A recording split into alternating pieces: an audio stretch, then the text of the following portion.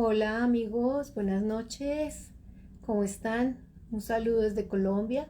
Aquí los estamos esperando. Hola, ¿cómo estás? Hola, ¿cómo estás? Un saludo desde Colombia.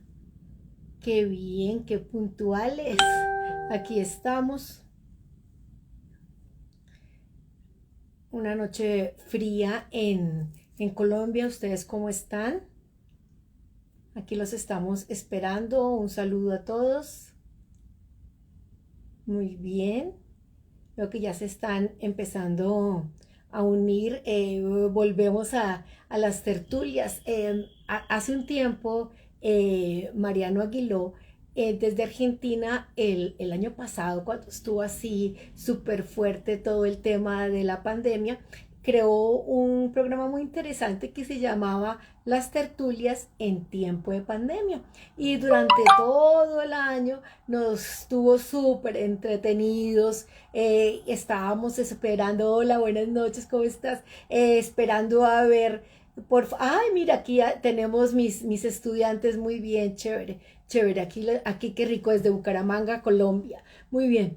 Y entonces, Mariano cada semana nos traía un invitado diferente. Tuve el gran placer de ser uno de sus invitados. Y bueno, ya este año las cosas pues afortunadamente para el mundo, para todos, mejoraron y bueno, no hemos ya como que con tanta ocupación pues no volvimos a hacer las tertulias. Pero bueno, dijimos, no podemos terminar el año sin regresar a las tertulias, no podemos dejar de como que terminar el año sin hablar de cosas nuevas, sin hablar de los avances que se han dado todo este año con el tema pandémico. Entonces, pues bueno, muy chévere que ustedes estén uniéndose, muy chévere que ustedes estén entrando a acompañarnos en esta charla tan interesante donde vamos a hablar de toda esa correlación que existe entre el estrés y el vértigo, ¿no? Porque pues nosotros nos hemos dado cuenta de que todo este tiempo ha sido súper difícil para todos, para todos. Y entonces en esta condición, yo creo que todos los que trabajamos con el tema del vértigo hemos visto cómo se ha aumentado nuestra consulta, cómo nuestros pacientes de toda clase han estado supremamente complicados. Ah, bueno, ya llegó aquí nuestro invitado principal, ya llegó Mariano, o sea que esperemos que ya se va a unir y ya estaremos entonces con ustedes disfrutando de esta deliciosa tertulia. Bueno, alisten el café, alisten el mate. ¿Qué más se puede alistar el día de hoy? Bueno, hoy es un día entre semana, todavía no podemos alistar ni cerveza, ni tequila, ni nada de eso, ¿cierto? Entonces nos toca suavecito, básicamente. Entonces nos tocaría cafecito y mate, ¿cierto? Bueno, yo tengo mi agüita que nunca me falta. ¿Cómo están preparándose ustedes para las Navidades? Aquí en Colombia para nosotros la Navidad es una época muy festiva. Como ustedes ven el fondo de mi casa, tengo un árbol gigante. Siempre me encanta, adoro la Navidad. En mi trabajo también decoramos muchísimo. Toda la ciudad y todo el país se decora pues bastantísimo. Aquí en Colombia disfrutamos muchísimo de la Navidad. En esta semana viajaré a otra ciudad de Colombia que se llama Medellín, donde dicto clases y es una de las ciudades más lindas de la decoración navideña. Muchísima gente organiza viajes solo para hacer el tour navideño. Entonces, espero en mis fotos poder compartirles a ustedes parte de lo que va a ser ese tour navideño. Entonces, estamos esperando que Mariano se una exactamente, se una aquí le estamos dando el chance para que entre. Muy bien, listo. Entonces le estamos dando la entrada a Mariano para que eh, hagamos nuestra tertulia del día de hoy. Hola, ¿cómo estás? Un saludo desde Colombia. Hola Jackie, ¿cómo andás? ¿Todo bien? Muy bien, con frío. Ha sido un día de esos locos en Bogotá. Nosotros tenemos primavera, invierno y verano todo en un solo día. Entonces, y ya estamos en la parte del invierno. A esta hora está haciendo muchísimo frío en Bogotá. Pero qué bueno tenerte aquí, Mariano. Estaba hablando hace un rato que todo el año pasado nos estuviste acostumbrados a tus maravillosas tertulias y que no queríamos que desde Balance Latinoamericano nos olvidáramos y acabáramos el año sin tener una hermosa tertulia. Entonces, bueno, ya bastante gente de toda Latinoamérica me he dado cuenta, se ha unido el día de hoy. Yo quiero, Mariano, que tú nos cuentes cómo llegaste tú a, a descubrir todo este tema vestibular. Cuéntanos. Bueno, ¿cómo andan? Buenas tardes, noches a todos por aquí, Noches. todas. Sí, Bueno,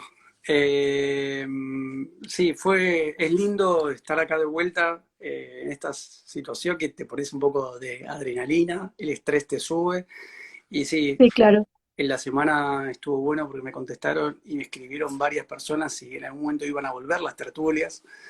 Eh, es verdad que lo he pensado mucho durante todo este año, pero bueno, entre el hospital, los viajes y bueno, los pacientes y demás, fue como muy imposible. No terminaba nunca de encontrar un día para que podamos llevar adelante las tertulias y manejar.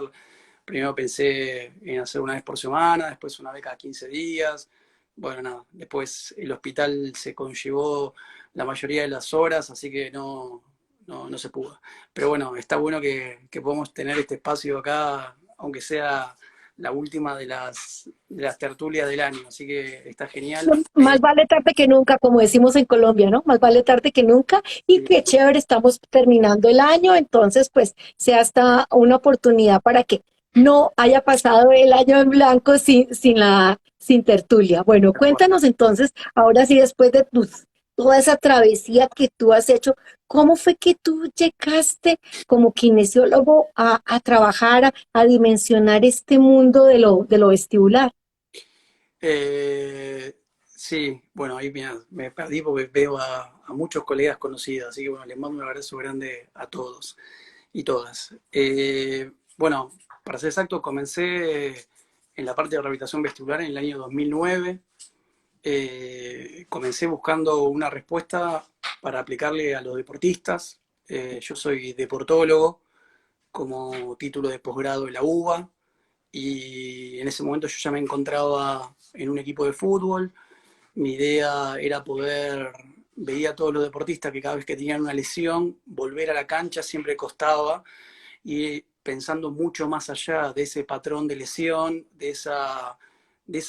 no sé, esa lesión que sea el tobillo o la rodilla o un hombro, toda la alteración que se provocaba más allá de esa misma alteración de base.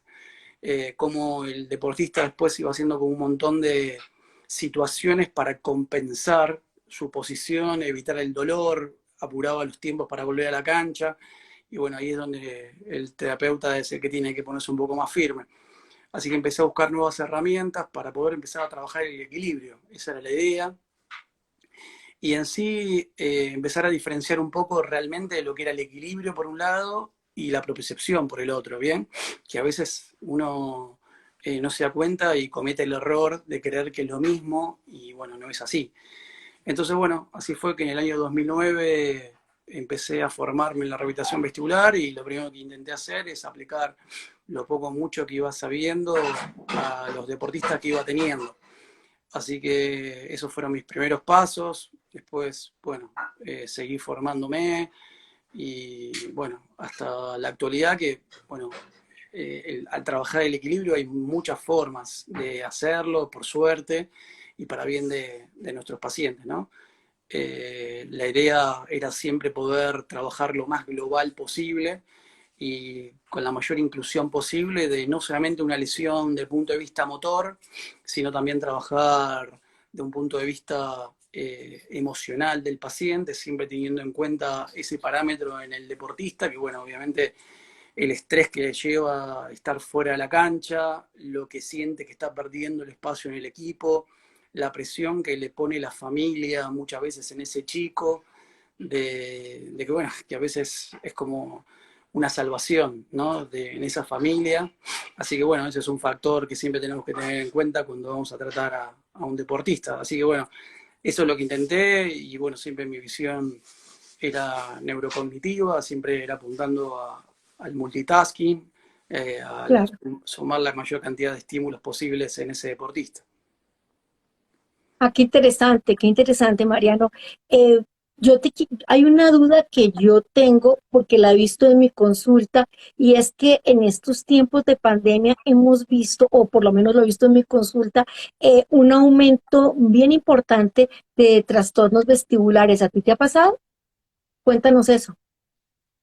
Sí, bueno, para contarles un poquito, yo desde el comienzo de la pandemia estoy en un hospital público, acá en Buenos Aires, en Argentina.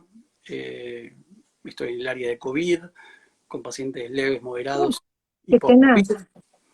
Así que desde el comienzo de la pandemia, bueno, creo que fue nuestro espacio desde la kinesiología, por lo menos en nuestro país, ponerle el pecho a la situación y, bueno, colaborar de nuestra área para que los pacientes puedan salir adelante, ¿no? Y sí, es verdad que los casos de alteraciones o disfunciones vestibulares crecieron radicalmente durante estos 2 años. Obviamente que el sistema vestibular no es un sistema ajeno a la emocional Mm, y, claro, y no solamente está relacionado con el equilibrio, no solamente está relacionado con el movimiento, sino que está íntimamente relacionado con la emoción. Entonces, al encontrarnos en un espacio o en un momento social mundial con tanta incertidumbre, obviamente se potencia toda esa situación emocional, toda esa situación de estrés, toda esa situación de ansiedad. Por otro lado, nos vimos eh, limitados a movernos, nos vimos limitados al contenido social, al contacto social, a la relación con amigos, con familia. Y lo otro, la otra patita, es que nos vimos sometidos también a menor exposición al sol. Así que, bueno, todo ese combo entre la falta de contacto social, la falta de contacto con el sol, la falta de movimiento y el estado ese de claro. incertidumbre constante hizo que nuestro sistema vestibular, bueno, nada, se enloquezca un poco y obviamente nuestro equilibrio fue el que se vio alterado. Por eso hay tantos casos de BPPV y, bueno, el COVID también originó tantos casos de neuritis o de disfunciones unilaterales, ¿no? Que, bueno, todo es un proceso de origen virósico propio por COVID. Claro. Claro, claro, claro, qué interesante. Yo creo que sería chévere que de pronto la gente de otros países también documentara si en sus países ha aumentado la consulta de vértigo, de BPV, en esta época de pandemia, porque eso puede ser bien interesante. Leí un par de artículos en Inglaterra, en Estados Unidos, donde hablaban de un aumento bien grande y pues qué chévere esto que tú nos estás contando. Sí, Tú aparte, tocaste un tema. perdón, ¿Perdón? no, que justo ahí César, le mando un abrazo a Ah, César, qué bueno, mi qué bien. kinesiólogo, porque, También mandamos abrazo aquí desde Colombia. Bien, bueno, una pregunta. Tú acabas de decir, Mariano, hablaste de una palabra que está muy de moda, que es el estrés. ¿Qué es sí. el estrés, Mariano? Bueno, hay un montón de formas de explicar estrés y obviamente yo no soy psicólogo, por ahí el psicólogo tendrá otras herramientas dependiendo del área, eh, psicoanalítica o neurocognitiva. Pero bueno, ya desde el comienzo de 1900 que se empezó a hablar del estrés, obviamente que las primeras manifestaciones que empezamos a ver relacionadas con el estrés, o los primeros que empezaron a prestar la atención al estrés fueron durante la guerra. Bien, los primeros que se empezó a ver del estrés fue la guerra civil de Estados Unidos, en el cual empezaron a encontrar muchos soldados que tenían ni más ni menos que ataques de pánico. Entonces se mostraban muy ansiosos, se sentían ahogados, bien, se sentían que les dolía la cabeza, o aturdidos, o abrumados, y todo eso también conllevaba a que el paciente iba haciendo una alcalosis respiratoria. Bien, entonces ahí ya estamos hablando de esa alteración también de origen respiratorio y metabólico. Y recién para el año más o menos 1936, un médico húngaro que se llama Hans Selye, bueno, él empezó a hablar de que realmente el estrés es algo inherente al ser humano, ¿bien? Y que este estrés no es más ni menos que una forma de adaptación que tiene nuestro organismo ante un montón de situaciones que vamos viviendo en el día a día. Bien, o sea, esta situación de estrés nos pertenece a nosotros como seres, ¿bien? A su vez, para poder explicarlo de otras palabras, este es un sistema o es una manifestación general de adaptación que tiene el ser humano Ok. al día a día. O sea, sin este estrés tampoco podríamos llevar adelante un montón de acciones que nos brinda desde que nos levantamos hasta que nos vamos a dormir, ¿no? Porque esta situación de estrés que vivimos constantemente, obviamente que tiene factores estresores, ¿bien? Que hay un montón de factores psíquicos y físicos, ¿bien? Y que a su vez terminan originando cambios orgánicos, metabólicos, psíquicos, como acabo de decir, y psicológicos y emocionales, ¿bien? Entonces toda esta situación de estrés es algo inherente a nosotros.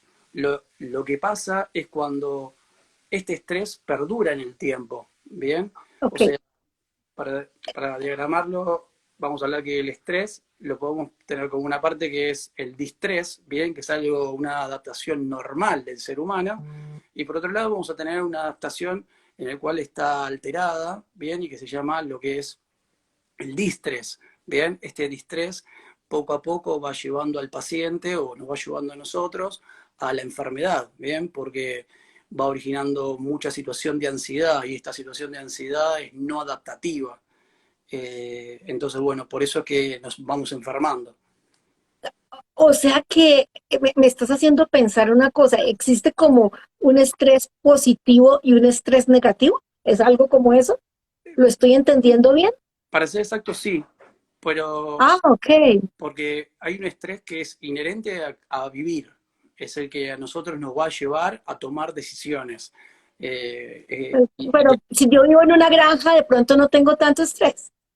O sea, yo pienso que también el estrés está ligado al estilo de vida de las personas, ¿cierto? sí, claro, Si yo vivo en una granja o vivo en el Himalaya y estoy meditando todos los días ahí con los monjes tibetanos, seguramente no voy a tener tanto estrés como vivir en una de las ciudades con el tráfico. Bueno, no es el peor del mundo porque ya sé que existe uno peor que Bogotá, ¿cierto? Yo siempre había pensado que el tráfico de Bogotá era el peor del mundo, pero en Lima descubrí que Lima es peor, ¿cierto? Y los que están por ahí de Lima van a decir que estoy de acuerdo, ¿cierto? Están de acuerdo conmigo. Pero, por ejemplo, el tráfico es algo que nos causa muchísimo estrés porque es esa sensación como de pérdida de tiempo, ¿no? Yo estoy pasando unas horas que pueden ser vitales para mí, metidos en un carro, en un montón de carros delante, detrás, no puedo hacer nada. O sea, ¿estás de acuerdo conmigo en que también el estrés estaría como ligado al estilo de vida de las personas? sí, claro, porque por eso, Ah, ok. como te decía recién, ese estrés tiene un montón de factores estresores y esos factores estresores va a tener que ver con la parte física, la parte funcional, la parte orgánica, la parte emocional y obviamente la parte social. Por eso en las grandes ciudades, bien, está mucho más marcado ese grado de distrés y obviamente hay muchos más factores de ansiedad. Y obviamente, valga la redundancia, es algo que se vio ampliamente estimulado y aumentado en época de pandemia. Los casos de estrés y de distrés, por eso es que además de haber crecido los casos de PPP, los casos de neuritis, bien propios y originados por el COVID, crecieron también los casos de mareo perceptual persistente, ¿bien? Esa Wow. Sí. inespecífica, pero que el paciente, desde que se levanta a que se acuesta o en muchos periodos de su día a día, se siente mareado, se siente inestable, se siente inseguro, y bueno, son todas manifestaciones que da ese distrés sostenido en el tiempo, en el cual va originando toda esta situación de enfermedad, y obviamente origina toda esta situación de ansiedad, que la situación de ansiedad no es más ni menos que una situación totalmente distorsionada, bien, de una realidad. y eso puede llegar a provocar ansiedad, obviamente, angustia, depresión, ira, claro, ¿bien?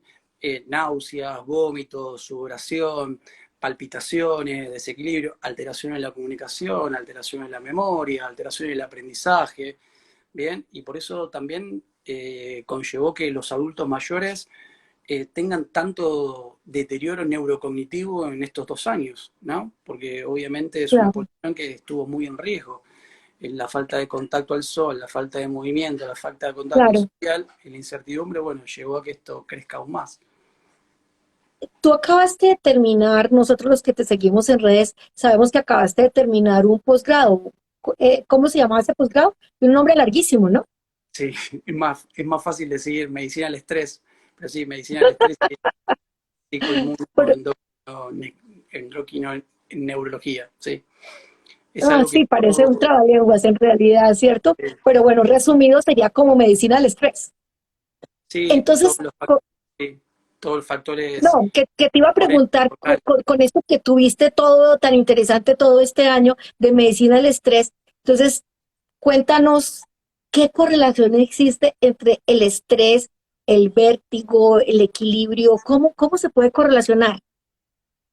Sí, sí, obviamente que yo hace muchos años que ya venía estudiando y leyendo sobre el área de neurocognición. Obviamente que tenía que coronarlo y bueno, creo que por eso este año fue lindo porque le pude poner un nombre, un apellido a algo que venía leyendo entre papers, artículos y un montón de cosas en inglés, porque la mayoría que las cosas que vas encontrando están en inglés. Eh, Definitivamente. y obviamente está íntimamente ligado lo que nosotros trabajamos de base, que tiene que ver con ese sistema vestibular, con las alteraciones neurocognitivas, y obviamente está íntimamente ligado con esa alteración emocional, porque este sistema vestibular, cada vez que entra en disfunción, también tenemos un montón de manifestaciones neurovegetativas, ¿no? Ya lo hemos visto, náuseas, vómitos, sudoración, bien, palpitaciones, oscilopsia, bien, inestabilidad en la marcha, alteraciones muchas veces en la conducta. Y es porque nuestro sistema vestibular está íntimamente ligado a estas zonas neurocognitivas, no solamente porque ocupa la zona temporal, igual que estos núcleos neurocognitivos, sino que nuestro sistema vestibular está en un constante biofeedback con los núcleos neurocognitivos, o sea, se necesitan mutuamente. Por ejemplo, el hipocampo, que está íntimamente ligado a la memoria y a la ubicación temporoespacial, bien, está necesitando todo el tiempo de ese sensor periférico, que es como un GPS, que es nuestro sistema vestibular. Por eso Ujú. en estudios que han encontrado en deportistas como malabaristas, trapecistas, bailarinas, que tienen que potenciar mucho su equilibrio, un hipocampo mucho más marcado, mucho mayor. Y por eso en pacientes con Alzheimer o demencia senil, el hipocampo se va achicando, ¿bien? Y obviamente es porque toda esa información del exterior se ve disminuida. Y Claro, a su vez, cada vez que nosotros tenemos una manifestación, bien, por una disfunción vestibular, ¿qué pasa? Nuestra amígdala, bien, que es una pasa de uva chiquitita, muy chiquitita, bien, es como que se enciende y se apodera de todo. Bien, yo siempre digo que es como una especie de comandante tirano, como un general tirano, que cuando se activa, lo que dice al resto, dice, bueno, hasta acá llegaron ustedes, ahora me toca trabajar a mí. Entonces, de esa manera, es como que se apodera del resto de las funciones cognitivas, bien, pero también a su vez la amígdala es muy importante para lo que tiene que ver con la ubicación espacial y con la memoria, entonces trabajan también con el hipocampo. Y por último, bueno, obviamente el hipotálamo, bien, que es un verdadero sensor entre lo cortical y lo orgánico, bien, nos está sensando ok. dormir, comer, respirar, hasta las relaciones sexuales nos está está en relación con el hipotálamo. Entonces, bueno, está Claro. todo íntimamente relacionado con el sistema vestibular también. Claro, claro, claro. Y obviamente ahí está inserto el sistema límbico, ¿no?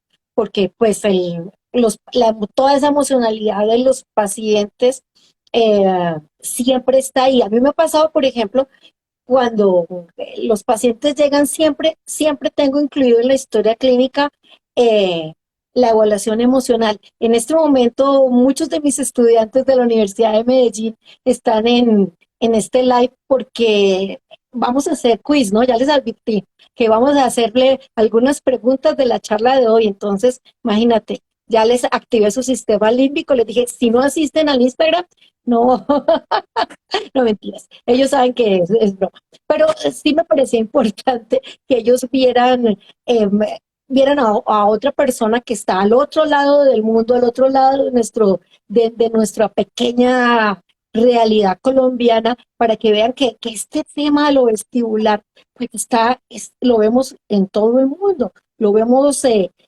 lo está, tú nos estás contando ya en Argentina, pero seguramente si estuviéramos hablando con alguien de Inglaterra o alguien de la India, también estaría contándonos muchas de esas cosas que tú nos estás compartiendo, ¿cierto? O sea, que este tema de lo vestibular es muy, muy importante y cada vez cobra más importancia, ¿tú no crees? Sí, creo porque con el paso del tiempo, primero que el trabajo transdisciplinario fue creciendo y creo que de esa manera nos enriquecemos y se enriquece el paciente, obviamente, sobre todas las cosas. Por otro lado, creo que hay toda una visión en la cual ya salimos de esa situación de que el paciente hay que dejarlo quieto, el paciente hay que inmovilizarlo, el paciente hay que ponerle un cuello de yun o un cuello de goma espuma, que es una aberración total. Total. Estamos 100% relacionados al movimiento, o sea, sabemos que somos movimiento, entonces no hay más ni menos que tenemos que trabajar ese movimiento de la forma que se pueda con ese paciente, adaptándonos obviamente a todas las circunstancias del paciente, pero hay que moverlo, ¿bien? Cuanto más rápido, muchísimo mejor, desde el punto de vista tanto de lo que es el equilibrio físico como es el equilibrio emocional, que van de la mano. Claro, y yo pienso que entonces es muy importante para nosotros, los que estamos expuestos a este tipo de pacientes, pues estar cambiando, estar recibiendo estas nuevas teorías, estar recibiendo todos estos nuevos conocimientos. Entonces, pues yo quiero aprovechar hay muchas personas aquí reunidas y que van a ver después este live porque va a quedar aquí en el canal de Balance, pues comentar que Mariano nos va a acompañar el próximo año en un maravilloso curso que vamos a hablar de equilibrio y neurocognición aplicado a la ciencia del movimiento, ¿no? Cuéntanos de eso, por favor. Sí, realmente es un curso que hace como 4 años que por esas cosas siempre sentía como que le estaba faltando algo, o para ser exacto, estaba como siempre agregándole algo más.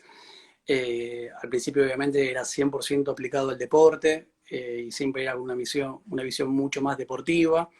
Después me fui dando cuenta que mi población en estos últimos 4 años fue cambiando también. Empecé a tener mucha población de adulto mayor, y eso me llevó y me conllevó a que empecé a leer muchísimo sobre adulto mayor y nada, está buenísimo realmente.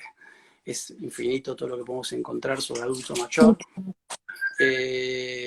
Y bueno, en realidad, todo este abordaje del adulto, del curso de neurocognición y movimiento, lo planteé en un momento como la continuidad del primer curso de rehabilitación vestibular y alteración O del sea que movimiento. podríamos decir que eso es como un avanzado, ¿cierto? Pudiéramos decir que es un avanzado de las personas que hemos tomado el curso básico de rehabilitación vestibular. Sería la oportunidad de hacer el avanzado en relación a neurocognición aplicada a la ciencia del movimiento. A ver, ¿sí?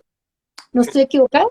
Sí, en sí sí, porque cuando lo planteé o en pandemia tomó un cambio radical el curso. Intenté que sea como una continuidad de lo que se hizo en el primer curso, que bueno, el primer curso se basó mucho más en las tres patas de equilibrio periférico. Entonces, bueno, yo quise en este curso empezar a hablar un poco más de neurocognición, hablar de la importancia del hipotálamo, del hipocampo, bien de la importancia de la amígdala, de la ansiedad, del estrés, obviamente todo aplicado al equilibrio, y cómo hablar también sobre el deterioro neurocognitivo en el adulto mayor, cuál es nuestro rol como profesionales de la salud en ese abordaje del paciente. Hablaba también la importancia del juego aplicado al niño y a la niña, la importancia de ese juego aplicado para la formación y la estimulación de nuestro equilibrio. Bueno, en sí tiene una base también de respiratorio, porque creo que es una conciencia natural que tenemos que trabajar y creo que hay que reeducarla porque está 100% alterada tanto en los pacientes que tienen ansiedad o estrés como en los pacientes que traen disfunciones vestibulares. Así que el primer taller del curso o la primera parte del curso habla del componente respiratorio, después del adulto mayor, después de la relación del tinnitus neurosensorial relacionado con disfunciones neurocognitivas. Y bueno, nada, es a grandes rasgos la idea es jugar, así que hay muchas etapas de juego y eso está bueno porque creo que es algo que con el correr del Buenísimo, tiempo fuimos perdiendo lo y hemos perdido. qué más que bueno que encontrarnos un sábado y domingo y poder aprovechar para jugar un rato. Así que bueno, va a haber muchas postas para jugar. Qué chévere, qué chévere. Sí, exactamente. Entonces, pues para los que están presentes y bueno, para los que van a continuar viéndonos, el 29 y 30 de enero 2022, Mariano Pablo Aguiló en Colombia. Eso sonó como wow, ¿cierto? Pero va a estar muy bueno. Vamos a encontrarnos en Bogotá. Ya hay mucha gente interesada que hemos estado así como contándoles antes de hacer este lanzamiento oficial, pero pues la idea era que saliera después de propia mano de Mariano que nos contara que ya tienes preparada la maleta. No, no, ya sabes que eso lo hago, creo que la noche anterior al viernes, Bueno, nunca. como yo siempre tengo una maleta lista ahí, creo que todo el mundo hace lo mismo que yo, pero bueno, es que yo tengo un alma de pateperro, como decimos en Colombia, ¿no? Los perros siempre andan en la calle, yo siempre tengo una patita allá afuera tratando de salir corriendo y por eso siempre tengo mi maleta lista. Entonces, para los que están fuera de Bogotá, empiecen a listar su maleta porque los esperamos 29 y 30 de enero. Bogotá es muy interesante en esa época porque no es tan fría, no ha llegado el invierno. Cuando Mariano vino a Bogotá este año que vino viniste en marzo, te tocó casi todos los días de lluvia, ¿no? Sí. Entonces, pues bueno, horrible, sí, lo sé. Pero bueno, pero Ah, yo creo que ya no nos dije, vamos a reivindicar no contigo. dije eso, no dije que era horrible, dije que me No, tocó pero yo te lluvia. lo leí, yo lo leí porque yo soy bruja. Entonces, bueno, los que me conocen ya saben que yo soy bruja, ¿cierto? Bueno, entonces, queridos amigos de Latinoamérica, los esperamos en Bogotá. No sé si ustedes sabían que a Bogotá hace unos años le decían la Atenas suramericana, porque fue una ciudad que alcanzó, si es así, alcanzó un desarrollo cultural enorme y pues bueno, esperamos poder recuperarlo. Hola. Y entonces aquí los esperamos en una Bogotá cálida, en una Bogotá amable, porque pues, es una ciudad amable, es una ciudad linda. A veces cuando uno está en su ciudad, solo la ve apestosa, pero cuando uno sale y regresa y dice, oiga, mi ciudad no es tan fea, como que no, empieza uno a valorar su entorno y a valorar lo que hace y lo que tiene. Entonces, pues, Mariano, no sé si tú quieres decirnos alguna otra cosa antes de irte, no sé si hay alguna pregunta de los Sí. asistentes para Mariano. Déjame aprovechar para agradecer a la Universidad Nacional de Colombia, que bueno, en estos días me hizo llegar el certificado de lo que había sido el tercer simposio nacional. Así que bueno, nada, les agradezco mucho porque me tuvieron en cuenta. Nada, pudimos hablar un poco sobre el abordaje kinésico del adulto mayor, obviamente lo relacionado con el equilibrio y la neurocognición. Así que bueno, nada, les agradezco mucho. Y bueno, Posiblemente también, acuérdate que vas a tener una invitación de otra universidad de Colombia, entonces, pues bueno, este 2022 va a estar bien, bien movido también con las universidades y contigo, o sea, muy seguramente no vendrás solo en enero, sino tendremos el gusto de tenerte otras épocas del año y en otras ciudades de Colombia también, lo cual va a ser muy bueno para todos. Pero acuérdense enero 29 y 30 de 2022. No se lo pierdan, Mariano Pablo Aguiló en Bogotá. gracias.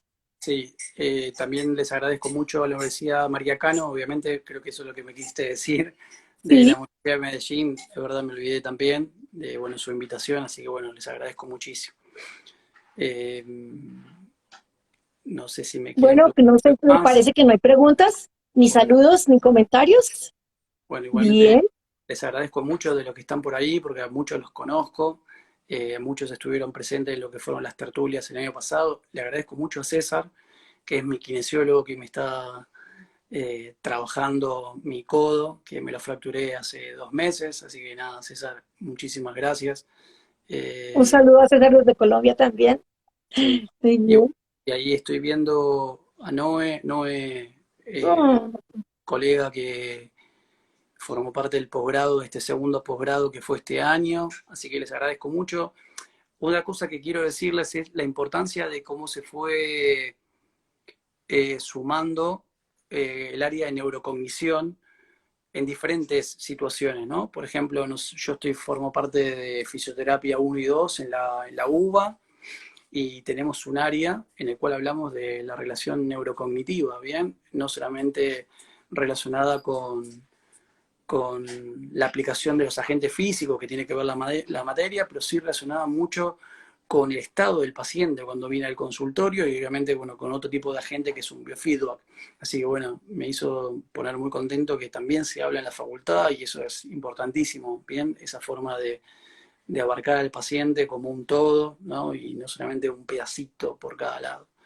Así que bueno, Claro, y es que nosotros no podemos seccionar al paciente y a veces caemos como en el error de que yo como audiólogo solo cojo esto y tú como kinesiólogo solo esto y esto, y no es así, al paciente tenemos que verlo de manera holística, como un todo. Por eso es tan importante hacer este tipo de cursos interdisciplinarios, donde nos respetamos, entendemos el campo del otro, pero también entendemos la necesidad del otro. Es decir, que todos nos necesitamos y eso es supremamente importante. Entonces, pues estuvo muy chévere que tú concluyeras de esa manera, recordando eso. Ahora, una última, un último comentario antes de terminar, y Jackie, es que, fíjate, perdón, Jackie, que ahí creo que Graciela hizo una pregunta, no la llevo a ver porque está muy blanquita la letra.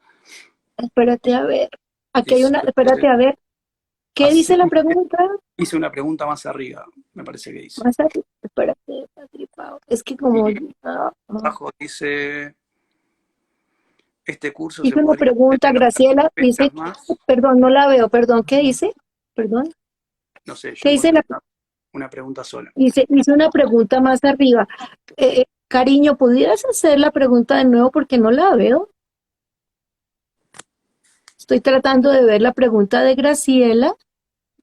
Sí, y acá te dice, este curso se podría hacer en otras fechas más, ya que nosotros estaremos en Mm, clase. claro, claro que sí, lógico, porque la idea es, obviamente por razones, por razón de bioseguridad, por razón de espacio, pero una razón más grande y es la responsabilidad que tiene Mariano de asegurarse del conocimiento de cada persona. No hacemos unos cursos masivos de 100 personas, todo el mundo sentado. No, él quiere asegurarse de que realmente las personas abordan de manera adecuada al paciente y por eso los cursos tienen un cupo limitado. ¿Cierto? Entonces, porque pudiéramos pensarlo de manera absolutamente comercial, no, pues chéverísimo, 100 personas y wow, pero ese no es el sentido de esto, ¿cierto? El sentido es realmente la responsabilidad que tenemos de que ese que está ahí sentado aprenda lo que tiene que aprender y es controlar ese conocimiento. Por eso el cupo es limitado. Pero claro, muy seguramente yo estoy absolutamente convencida de que ese curso va a ser un éxito y que lo vamos a poder replicar. Además, le agradezco, aprovecho y le agradezco a Mariano por invitarme a formar parte de su proyecto. Le estaré dando desde mi humilde condición un aporte desde lo audiológico, pues para que veamos todo en un continuum de lo que debe ser el paciente. No encontré la pregunta de nuestra amiga. Acá Graciela está diciendo, ¿cómo sobrellevo el estrés con un Menier, difícil. Wow. Mareos, vómitos, vértigo, o un trabajo de oficina de 7 horas. ¿Algún tips? Sí. Bueno, Graciela, obviamente que muchos de estos síntomas que vos estás diciendo son propios del Menier cuando estás en etapa aguda, bien, en el cual en ese momento que se rompe esa membrana, se mezclan los líquidos entre la endolinfa y la perilinfa, bien, y ahí es cuando se provoca el vértigo, bien, en el caso de Menier, bien, y bueno, obviamente en la mayoría de los casos va acompañado de esa pérdida auditiva de origen neurosensorial, bien. Lo que tiene el Menier es que obviamente en ese momento, en esa etapa que estás con síntomas, sí, los síntomas son realmente muy agudos y son muy invalidantes. Obviamente que este tipo de pacientes como vos tiene que hacer un montón de cuidados, ¿bien? Entre ellos, la forma de dormir, ¿bien? Siempre tenés que intentar respetar entre 6 y 8 horas, ni más ni menos. Tenés que cuidarte mucho con la alimentación, hasta con el agua, ¿bien? Siempre que tengas que ser lo más bajo en sodio posible. Evitar bebidas como café, bien, como gaseosas, evitar chocolate.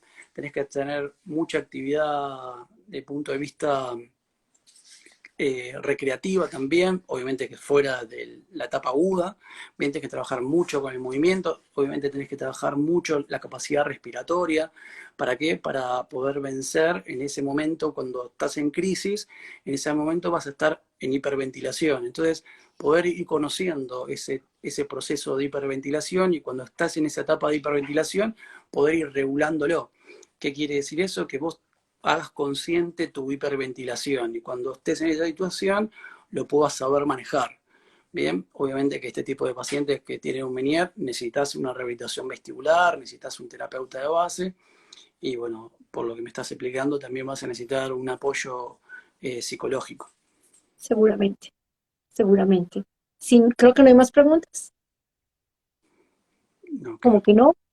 Bueno, entonces, Mariano, muchísimas gracias. Un abrazo desde Colombia, un abrazo a todos los que se unieron a este live y entonces te esperamos con mucha ansia en enero 2022, 29 y 30.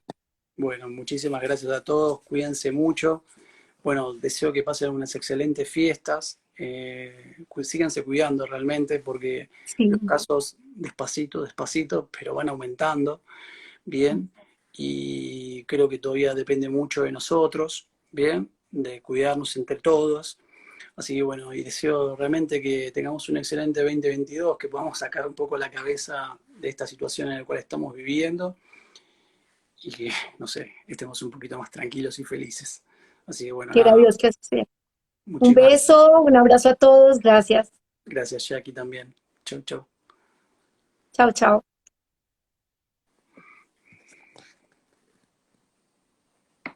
Chao, Graciela, también.